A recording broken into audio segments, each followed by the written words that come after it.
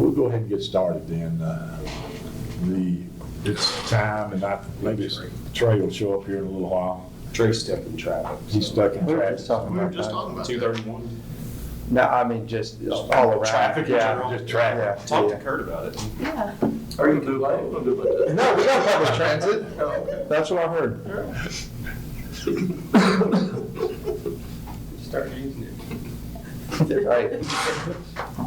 The September meeting of the Murfreesboro Golf Commission will now come to order.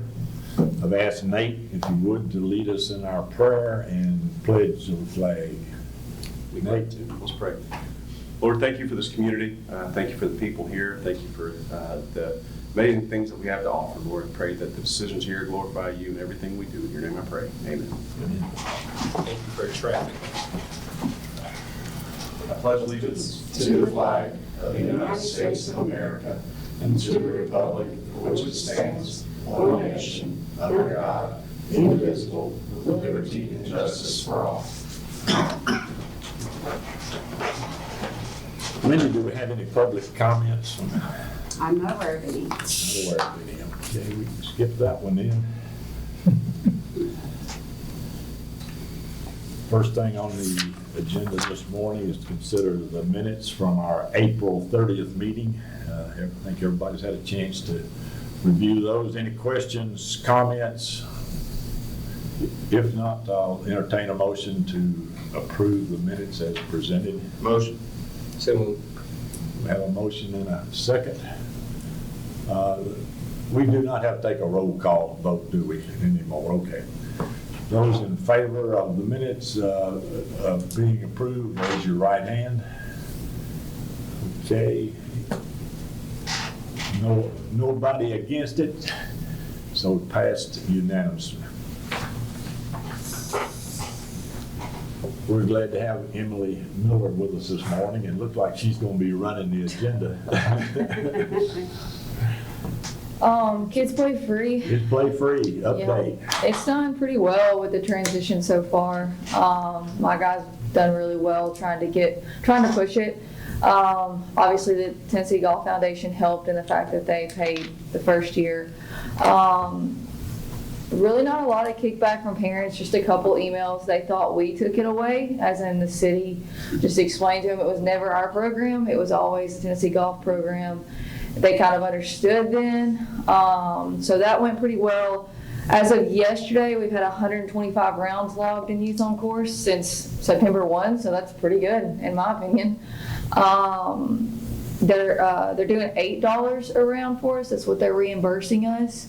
The Youth on Course, when I talked to her named Sue, when I talked to her, I told her that our rate was $5, and she said, how many holes do you have? And I said, well, we have 6 holes, but it's an all-day fee.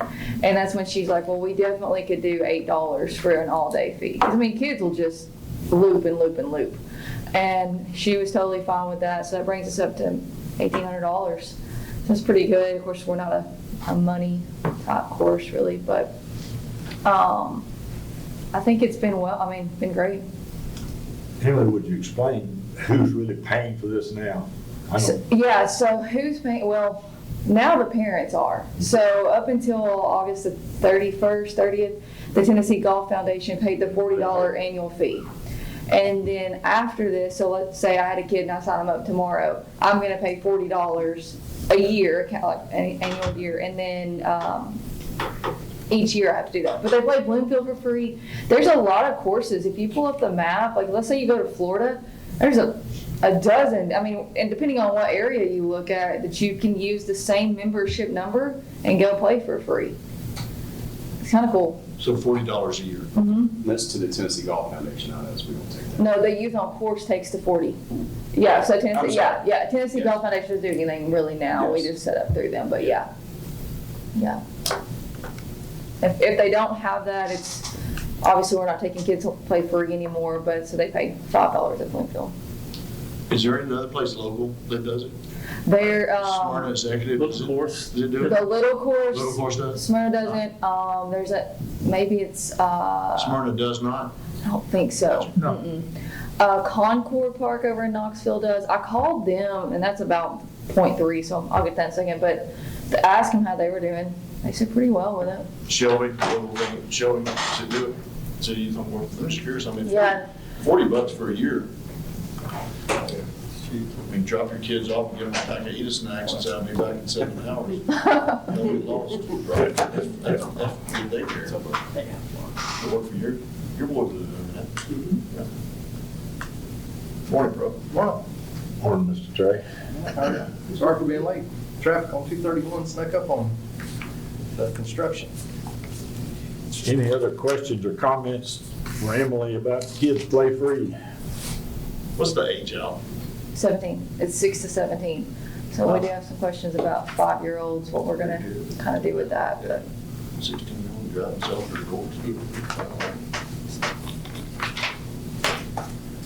Okay, the third thing on the agenda is the middle school and the high school golf at Old Fort and Bloomfield. Yeah, so kind of just following up with the Kids Play Free, so part of that, and kind of, I know as Emily was doing some research on that, we, other courses were kind of doing the same thing, but we found that kind of one of the easiest ways to handle a lot of the middle school matches was to, especially at Bloomfield, was to just count those as Kids Play Free rounds. Because, the schools, there's different coaches every year. The number of schools have increased, the number of coaches have increased, the turnover with coaches, the communication with parents. I'm sure Robert knows how a lot of that goes.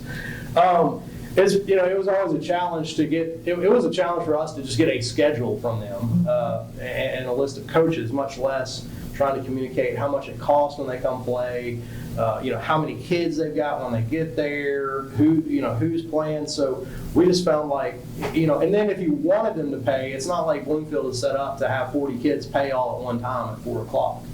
You can get one guy with an iPad out there. So we just found that, hey, the easiest way is let's just get the coach to provide us a number of players, and we'll count, let's get them all to sign their kids up for Kids Play Free.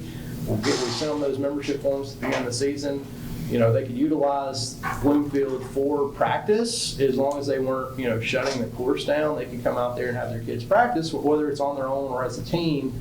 And then when they played their matches, which were generally, for Bloomfield at least, like 4 o'clock on a Monday, Tuesday, or Thursday.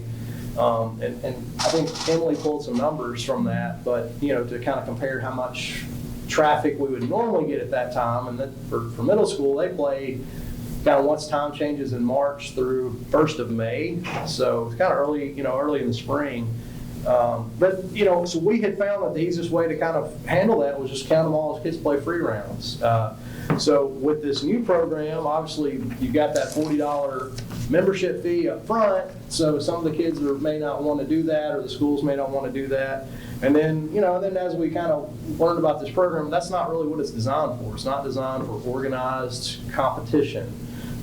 It's designed to allow kids access to golf at an affordable price, not competition. So, and then as far as high school goes, we, kind of had maybe just a handshake agreement with a couple schools when the course opened that they could play. I think we talked about this at some point. I think Alan, maybe you guys probably know as well, but as Rutherford County has grown, the number of high school teams have grown, and their agreement was, hey, they could play Old Fort for free. They would play 18 holes. For them, it's generally at 1 o'clock tee times on a Monday, Tuesday, or Thursday. They usually play Tuesday, but sometimes on Thursday or Monday. And so they were taking about an hour's worth of tee times, 1 to 2 o'clock, which is our slower time. But we would host somewhere between 8 to 10 matches. Their matches are August, September mainly, maybe a little bit into July.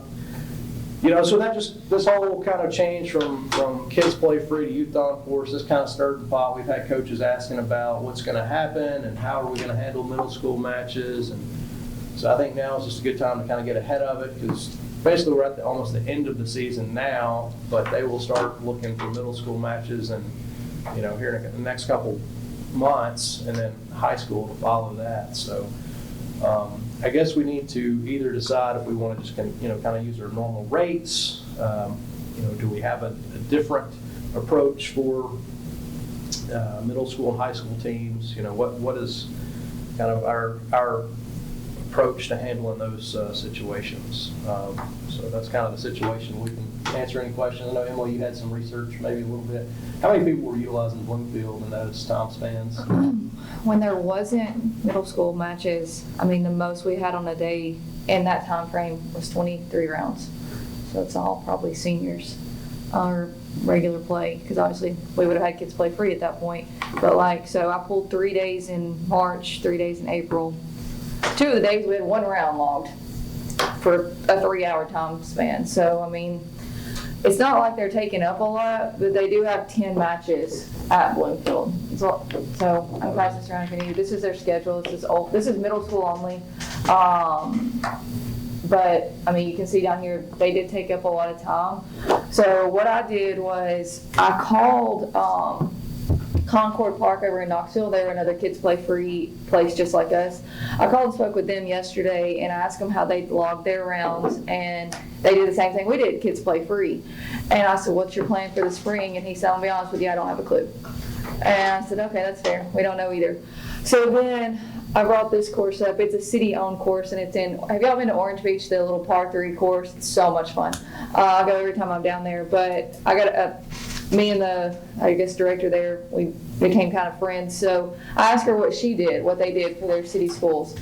Or for middle school in general. So their high schools and middle schools, if they're in the city, they play for free. If they're in the county, they charge them a 3-month rate at $250 per school.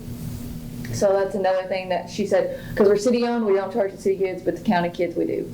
And I was like, okay. And then she said, because she knew about our Kids Play Free program, she said that was awesome. And she was going to look into Youth On course about maybe getting her kids into that. But anyways, that's kind of the 2 courses I asked what they did.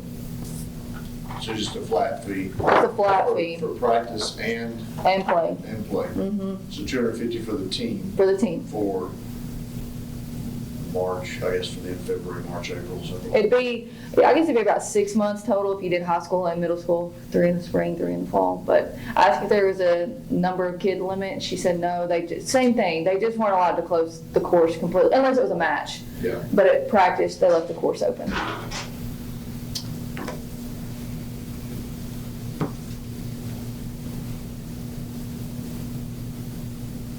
Yeah, one thing I guess too I'd add, because we do hold some middle school matches at Old Fort, and so those are a lot more challenging because they can't start until 4.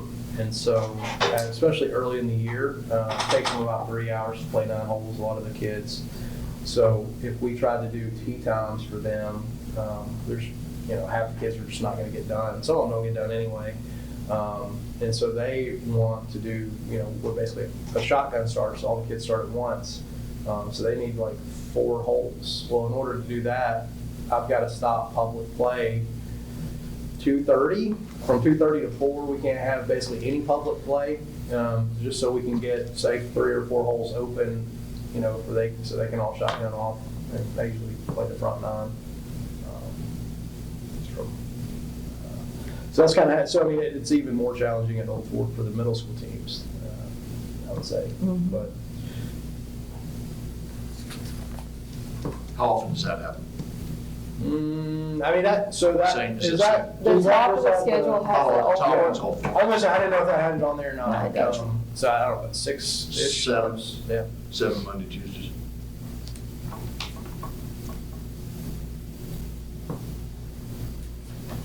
And Trey and I were talking we were talking about when we would play middle school. Obviously, we both played middle school golf, high school golf. But I mean, times are different in golf now than it was then. I mean, then you were begging people I'll give you a free round of golf and a hot dog if you'll just come out here. I mean, it's different now. It's just, I mean, I grew up on a 9-hole course, and it's just they never charged us. It's just crazy the difference. But it's great. I mean, COVID was great for the game. We have to admit that. So. I don't know what the answer is, really. I think half the problem is everybody's fighting for a tee time now. When Champions goes private, it's going to make it even tougher on the court. So how do you accommodate everybody? And that's the problem. And you're not going to be able You're gonna piss off some people. Just gotta get Stone River and throw them back over there. You guys at the club, gotta get back to the club. Of course. You know? I didn't ask for your number, so thank you. Point of order. So you just gotta realize you're not gonna be able to please everybody. And as far as middle school golf, those kids don't really know what they're doing at middle school golf. Do you want them to tie up some valuable tee times? I don't, because you're gonna need those tee times. As far as high school, if you wanna set a flat fee, I'm good with that. You know, I think what we've learned throughout the city is people are used to not paying for anything. Things have changed. It costs. Everybody wants Murfreesboro to be the city, but they don't want to pay for anything. Hell, they don't want to pay for trash, they don't want to pay for anything. And we've got to change that. We've got to change that. I mean, our budget is going up every year. You know your budget, and we're trying to cut your budget. We've got to start changing what we do and how we do it.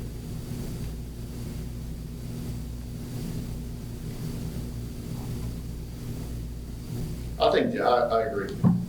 And to me, all the schools that I know we do a fundraiser for our golf team. Every school pays a participation fee, even the public schools pay a participation fee. I think if you were to call Blackman Middle's middle school coach and say, we're gonna charge $250 for your team to go out and use, you know, to play Bloomfield as much as you want to, from what, for them it'd be March to probably, what, February 15th to May 15th, somewhere there, right? So maybe not February, maybe, yeah, they kind of start February-ish, right? We're really probably more March 1. Yeah, you're March, April, kind of. Yeah, March 1 to May 15th when school's out. I mean, divide that up, cost-wise, they're all gonna throw 10 kids out there. That's At least. That's $25 a kid. Yeah. I mean, that's nothing. And they've all got money. They've all got money. I think it's a precedent thing too, like Kurt said. You know, as we continue to grow, it's different, but this isn't, you know, just golf. We see the same thing with tennis. It's everything. We see the same thing with swimming. In the county, if they're gonna have these sports, they need to be prepared to invest for usage if they're not gonna build new facilities. You know, they wanna lean on us to build a pool for the county school system, it just doesn't make sense. Yeah, we're starting a middle school pickleball team. I'm gonna need some access to the pickleball courts. Can you get that done? Go to the tennis and pickleball. I don't think it's a problem at all to charge. I think the idea that it's free anymore, I agree with Kurt. They've got, and you're not charging much at all. Yeah. You know, and even to charge our normal walking 9-hole fee for a high school match at Old Fort makes complete sense to me. I agree. It's what, 9 holes, $16, $8, $9, what is it? I mean, the junior rate, I think the It's junior rate, $12 for well, the the high schools, the county schools, they play 18. So it's like 20, for 18 holes, it's like $26, I think, for Yeah. 18 holes, you know. And if they know that on the front end, Yeah. if all the coaches are communicated with on the front end, and I would encourage you to make a mass communication to all the county coaches. Yeah. And say, hey, this is what it's gonna be, and go ahead and tell them now. Yeah. This is what we're gonna do, and, you know, back to your point about tee times, what's the choice? You know, Siegel's not gonna drive to Champions Run to practice and play. They're probably not gonna be able to get on Indian Hills as much. Ours is easily the most accessible. Agreed. All right. We'll work on that. Do we need a motion on this, or is this something we just need to work on for a while? Yeah, I mean, I think we'll kind of develop Okay. kind of a price plan. You know, I think for the high schools, because they're just doing tee times instead of forward, I think it makes sense to just use the rates we already have in place. We have junior rates in place. Your high school stuff's not gonna change, so you're not gonna change it right now anyway. Right, it's, I think Fall we're 26 change, right? we're a year away. They've only, I think, like yesterday was our last regular season match. And then we've got some district, we got both county districts are playing there, and then the region tournament, which we are charging them because they want morning tee times, so you gotta at least pay with the Snatch Tour pays to play out here, which is, I mean, they charge $30 a kid, you know, so they are paying for those tee times. Everybody, they pay everywhere they play. Oh, yeah. Everybody charges us for Yeah. hours, I mean, that's not, Yeah. they're all used to that. Yeah. And Kurt, just so I can be clear, you were saying you would rather the middle school not utilize Old Fort at all, like for any, yeah, I'm in agreement with that. Okay. Especially with you stating that probably 25 to 30, 40% don't even finish anyway. Yeah. Having to tie up tee times on Old Fort and them not even finishing, just middle school should just play at Bloomfield. Yeah, I mean, unless they change their starting time or something where they can do tee times, it doesn't make sense for us to hold those matches. Yeah, especially in the afternoon, because a lot of guys, like me, who work 8 to 4 and want to play an afternoon tee time, you know, get out there at 4 and play 9, you can't.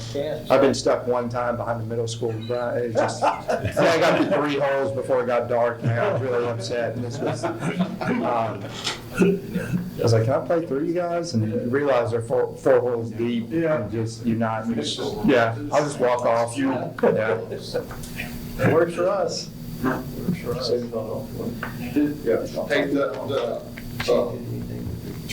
Yeah, hey, I agree that, I mean, unless it's like some middle school kids that really know how to play, like if they wanted to go out and send a team, want to send their 1s and 2s out to play maybe, but up front nine is just too hard for beginners. Even from the old Jacks family tees up there, it's just too hard, you know? Works for me. Yeah, I'm good with that. I mean, there's other places, that Cedar will let them do, Indian Hills let them. Smyrna. Smyrna, you know. The Smyrna executive course is perfect. That's what I'm setup. saying, yeah, that's great for them. It's a perfect setup. But they're the same way, they got people get off work at 4 o'clock that want to go play that and not tie that up, but their golf commission can work on Did y'all talk about anything with the youth on course, the kids like 0 to 5 or not? No, I just mentioned I said something about like we gotta figure out 5-year-old. I mean, I had a few emails about 5-year-olds. Yeah. Do we just let them play for free if they have a parent paying? Because they're 5. I mean, how much are they really gonna play in 6 holes? But that's because before it was 0 to 18, the kids play free. So I've had a couple, I just said we were gonna discuss it. We could just eat that cost, you know, for the 0 to 5, because it's not that big. No, it's not, it's not. You still have a paying adult as Right. well, so it seems to make sense to me. Okay. I mean, if a parent wanted to just pay for the kid play free for $40 for a 5-year-old, does anyone have any objection to it? It's not ours, it's the youth on course. Okay. Yeah, it asked for a birthday, Yeah. and it just declined, like it didn't even let them register. Okay. I guess they could lie about the birthday now. I mean, I guess they could lie about their birthday, but then they would get a year shorter when they were turning 16, Yeah. so. Yeah. I just think I have a buddy that from time to time will go and play Bloomfield just to get out, and he brings his 5-year-old, and, you know, he takes 2 or 3 swings, and that's it, and he's just hanging out with his dad and me, and, you know, that's fine. But I just didn't know if the kids play free, allowed 5-year-olds to sign up. I didn't know who made that rule, At the essentially. youth on course does. Yeah, they set the ages there, so they could, so yeah, I guess we would just, if there's, I guess if you had a 5-year-old that wanted to play that didn't have anybody, they'd have to be there with a. They'd have to be there with an adult, you have to anyway, be so, at least 12, so. I guess if the parent didn't want to play, then that would be the only potential thing, but I can't imagine seeing a 5-year-old. I think staff could use discretion on that. Yeah.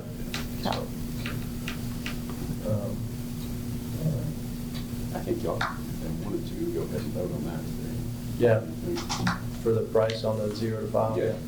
Yeah, we maybe need a vote on that for let kids under 5 play for free with paid adults in the field. I'll entertain a motion then, let the kids play free. We have a motion. So We have a second. Those in favor, please raise your right hand. Those opposed? Motion carries unanimously. Our Next item on the agenda is the Old Fort 40-year anniversary celebration.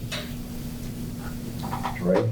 Yeah, so August 17th, 1985, from what I've been told, was the opening date, the official opening day for Old Fort. And so this year, that was actually, it fell on the second day of our club championship. So we're starting 40 years old.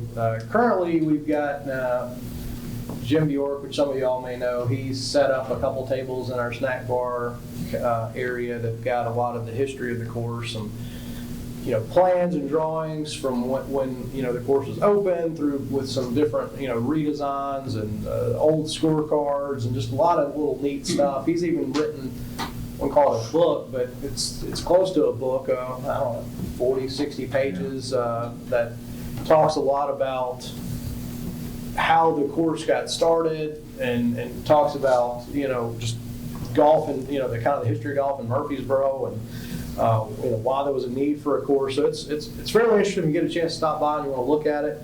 But we kind of just thrown together some ideas for maybe just a way to kind of a fun way to celebrate that 40-year anniversary. We thought we'd maybe just pick a date. We firstly got a lot of events in September, so there's not a lot of weekends that we just have an open weekend. But maybe we pick an October weekend or maybe a Saturday or Sunday, where we look at maybe for city residents, we do like a $40 day. It's one day, $40, 18 with a card on a Saturday or Sunday. Maybe do like some cupcakes and some lunch or something, just kind of a little birthday party for the course. We thought about maybe just putting out like some close to the hole markers just for the general public on the par threes, doing some door prizes, some drawings, something like that. So I guess if that's something you're interested in doing, we can. I've got a couple dates in mind, but just want to see if there would be kind of any support for that idea. And if we did do kind of a $40 day, that would probably also need some type of, vote maybe eventually, since that would be different from our normal pricing for a certain day. But what date are you thinking, Trey? Yeah. So we got some options, but let's see. So we're looking at, should kind of fall around the fall break time. So Sundays, we did a Saturday, October 4th. We did a Sunday, October 5th or October 12th. That's kind of our choices where we don't necessarily have something going on. You got more people back in town on fall break on the 12th. On the 12th. As the Murfreesboro migration comes back north up I-65 on Saturday, they'll be back. Back for this Sunday? Yeah, flotilla. Okay.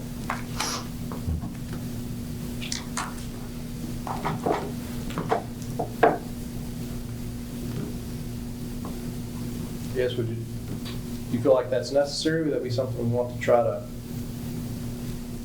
I think it'd be good. Yeah. Yeah, I think it'd be good. I mean, you got a new course. Do you like the fee adjustment, or would you rather see it be just activities on a special day?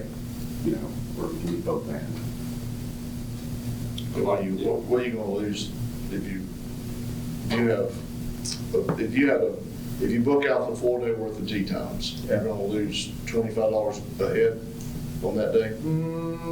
I mean, if they're resident, let's see, 40 to, 20, yeah. It's going to book out regardless, right? Yeah. But it's just more branding. That's really all it is. It's a day of branding. Yeah, and then you have probably, more sales in the pro shop, more, Yeah. some of them will I offset. think you're trying to drive people out to the golf course. It's about awareness at that Yeah. point. I think also too, if you could do food trucks or something out there, you're trying to pull people out there. And I think that would be great. Yeah. Yeah. How do you, I guess, what's your initial gut punch of how you want to divvy up the tee times for that? Because I just think the moment you put $40 out there, every tee time's going to, which is good, right? That's what we want. We want the course to be full, but how do you, I guess, prepare for We could do, well, I mean, we could kind of go with what we used to do, where we could set aside a certain block of tee times or every other tee time where, you know, for the first 2 or 3 hours of the day, you got to walk in and get the tee time 5 days ahead of time, which is what we currently do. I mean, we already take tee times 5 days in advance, starting at 7. But, you know, at 7 a.m., the phone lines is when we book tee times. Online is when we book tee times. So maybe, you know, at 6:30, you take walk-ins for the first, like I said, every other tee time or we could set, that's how they used to do it, kind of before, when phones were kind of the main way. So, I mean, I think we could, that way you could, you know, have a, There we can see residents too. something like that. Yeah. Yeah, do city residents get, Yeah, you gotta have, you need Yeah. to make it city residents. book, and we would probably have to do that in person to check IDs. So we could do that. We could even do that a week out. We could do that, you know, Saturday or Sunday, I guess, prior, where they could come out that day. You gonna advertise it? Yeah, we would, yeah. Facebook, MailChimp. Question though, maybe a dumb question. Would MTSU students count? They're, you know, they all say they're City of Murfreesboro, whether they're from California, because they live here. Would we loop them check into their that? driver's license. Okay, so we just go after, okay. Do we need a motion on this, Trey? Sir. Do we need a motion on this? Everybody check their real IDs Yeah. on that one, not their fake ones. Not the one that says Not it's their, 21. yeah, not their clubbing.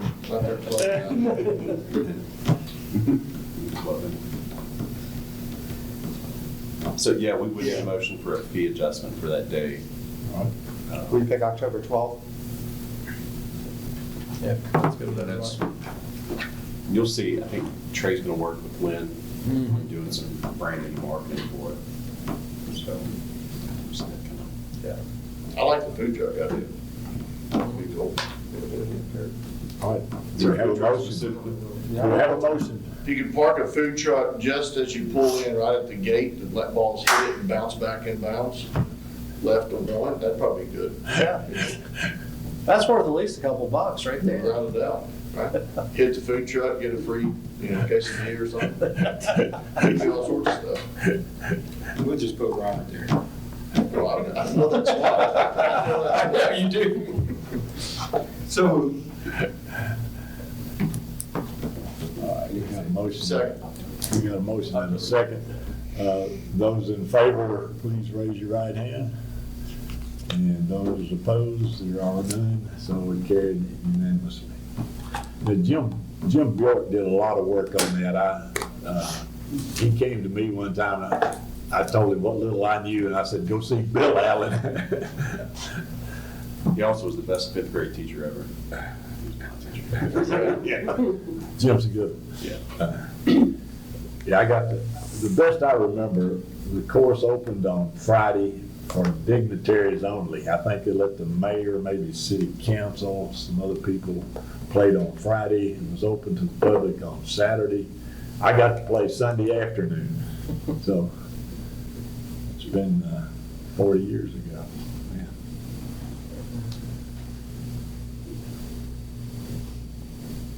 About time to build another one.